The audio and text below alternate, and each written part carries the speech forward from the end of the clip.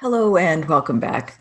I do hope that you are taking care of yourself, or if you're helping another widow, that you are giving her the time to go through her emotions. In this video, we are going through lesson 3, the logical versus the emotional advocates. And we'll make a distinction between the two and what it is that you might be thinking about in what you're asking of that advocate and or even friend. For instance, a logical advocate can be those who you've interviewed and hired, such as your CPA, your banker, your estate planning attorney, your financial advisor or wealth manager like myself. And they're the ones who should be helping you logically through decisions and or just some of the things that you're having to decide on. And transactions like you're perhaps buying or selling a home, buying or selling a car, getting rid of the husband's vehicle. Some of these things can be quite emotional for you, but they can think about it logically. And if you ask them the right questions to help you through those, they can help you with giving you a list, giving a report that's more black and white.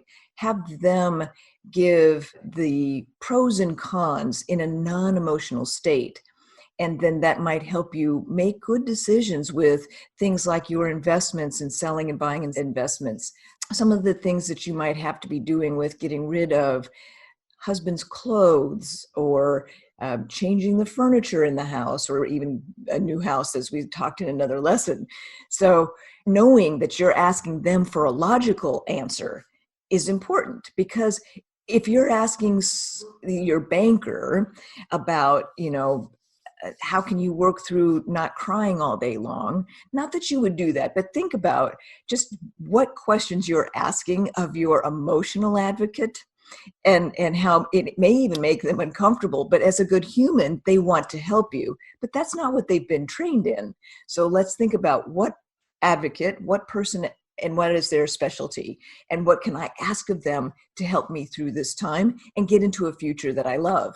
Now, let's think about what could be the emotional advocate or friend. And sometimes I kind of bridge the two with the redecorating.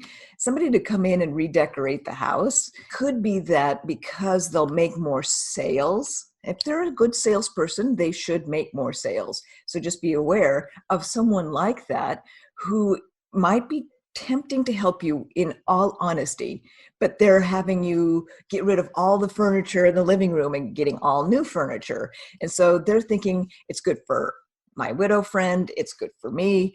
But so that's someone who's kind of a bridge between the two, and you have to be careful. And you might think of others who might be like that.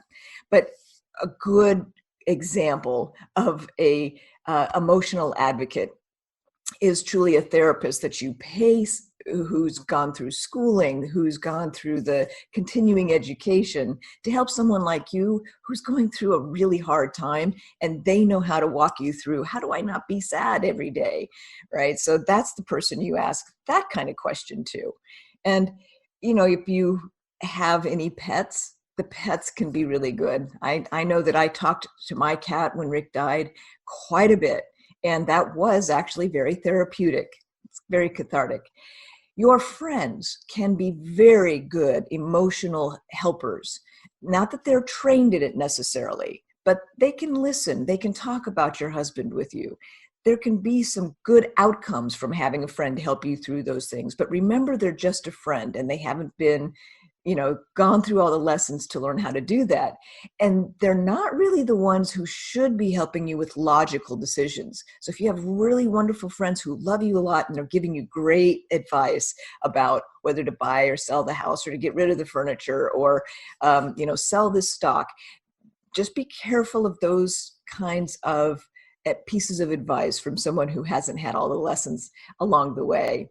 That next stock tip should come from somebody who's doing nothing but studying those things. So I hope that you found this very helpful, and I look forward to seeing you in the next lesson.